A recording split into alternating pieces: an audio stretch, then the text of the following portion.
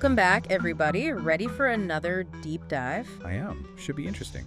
Today, we're looking into something pretty mind-boggling. Oh, Yeah, so get this.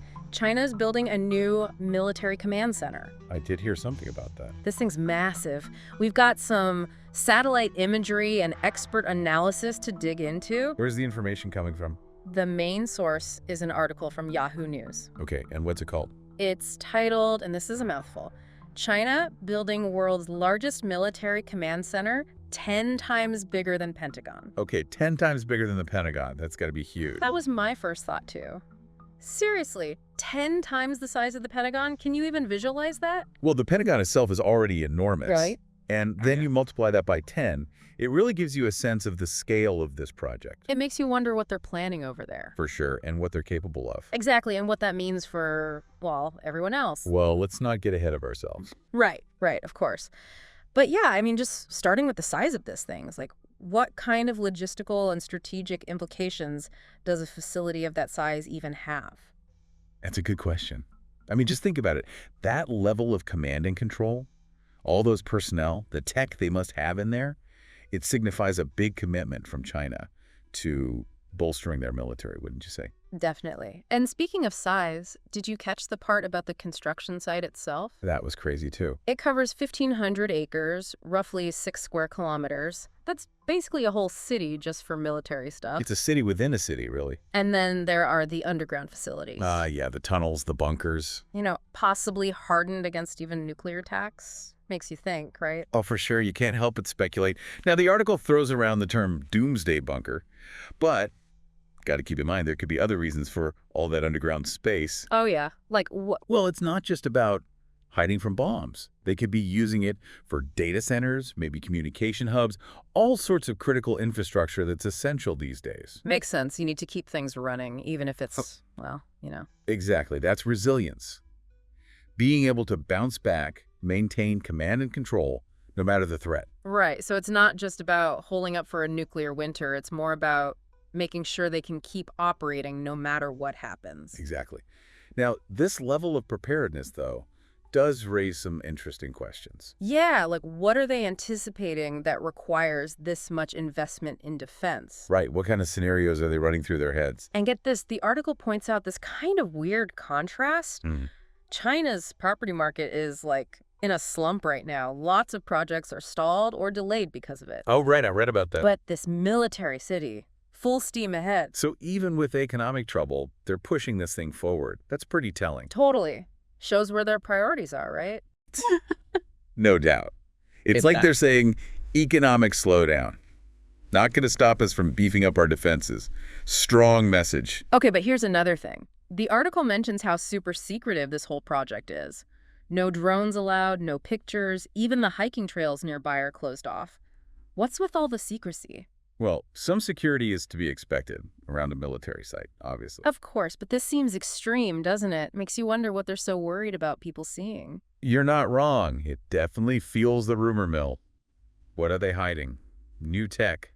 Something we haven't even thought of. Right. It's like the lack of information almost tells a story of its own. Exactly. Sometimes what they don't say speaks volumes. It adds a whole other dimension to this, that's for sure. It's like trying to solve a puzzle, but some of the pieces are missing. Exactly. Leaves you wanting more, you know? Yeah, definitely. It really does feel like that, like we're only getting a glimpse of something much bigger. That's the nature of these things, I guess. Always more below the surface. And the article does throw out this quote from a China researcher. He straight up calls the facility a fortress. Oh, yeah, I remember that. Strong words. Yeah, and he adds, the fortress serves one purpose, which is to act as a doomsday bunker for China's increasingly sophisticated and capable military. I mean, that's a pretty heavy statement, right? Yeah, no kidding. Definitely paints a certain picture. It does kind of reflect one way of looking at it, their intentions, I mean. Right. But gotta be careful, right? You can't just take that one statement as the absolute truth. There could be other ways to interpret what a fortress means. So it's not automatically about aggression. Well, yeah, sometimes a strong defense is the best way to deter someone from messing with you. It's all about sending a message, right? Like, don't even think about it. Makes sense, yeah. It's like that saying, walk softly and carry a big stick. Exactly. Yeah. And then there's the whole nuclear thing. Right. The article gets into how China's been ramping up their nuclear arsenal really fast. The goal is to match the U.S. by 2035, apparently. That's another piece of this puzzle, and a pretty big one. It definitely adds another layer to the whole situation. Definitely. It makes you wonder what their thinking is. Are they just trying to protect themselves, or are they aiming for something bigger? It's tough to say for sure, isn't it? Absolutely. And the details in the article get pretty specific. Something about them building these fast breeder nuclear reactors on some island. I'm gonna be honest, that one went over my head a bit. Fast breeder reactor, what even is that? Yeah, it's a bit technical. Basically, it's a type of reactor that can create more fuel than it uses. Wait, so it makes its own fuel? Yeah, kind of wild, right? But it also means it produces plutonium that could be used for weapons. So it's not just about how many weapons they have now, it's about how many they could make in the future. That's the concern, yeah. And that's got a lot of people worried about an arms race. Like, if they're ramping things up, does that mean others will too? And where does that all lead? Yikes, not a fun thought. Nope, definitely not. And we got to remember, this isn't happening in vacuum. The world's already on edge as it is. So, for all our listeners out there, think about it. We got this massive command center, shrouded in secrecy, all this talk of nuclear weapons, and everyone's already kind of tense. What do you make of it all? It's a lot to take in. No easy answers here, that's for sure. Hmm. But it's important for everyone to be aware of what's going on. We need to understand what's at stake here. This isn't just about China. It's about global security, the kind of future we're all headed towards. Right, it's easy to get caught up in the headlines, but this is bigger than that. This is about real-world stuff, diplomacy, communication, preventing things from escalating.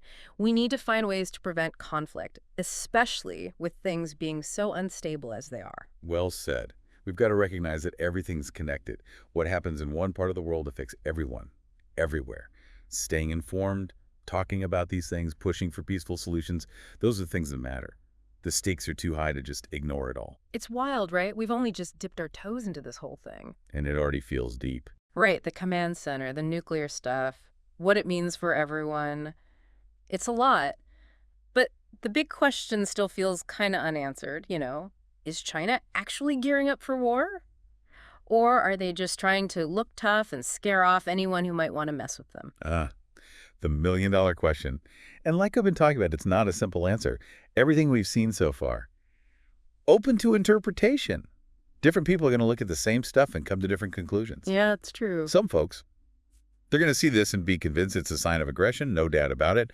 Others, maybe they see it more as a defense strategy, like, hey, we got to be ready just in case. It's important to keep all those different viewpoints in mind. So how should the rest of the world react to this whole military buildup thing? Is there a right way to respond? That's what everyone's trying to figure out right now, especially those in charge. It's a tough one. Some people are going to say, we got to match them, spend more on our own military, show them we're not messing around, tit for tat, basically. But then you got others who think that'll just make things worse. They're all about diplomacy, talking it out, trying to build trust so everyone chills out a bit. Sounds like finding that sweet spot between, like, standing your ground and keeping things cool is going to be key here. Absolutely. It's a delicate balancing act. Yeah. One wrong move, one misunderstanding, and things could spiral out of control pretty fast. That's why it's so important to keep those lines of communication open. Try to see things from the other side's perspective and find some common ground. So what have we learned today? We've gone through a lot, but it feels like we've ended up with more questions than answers. What's the takeaway for everyone listening?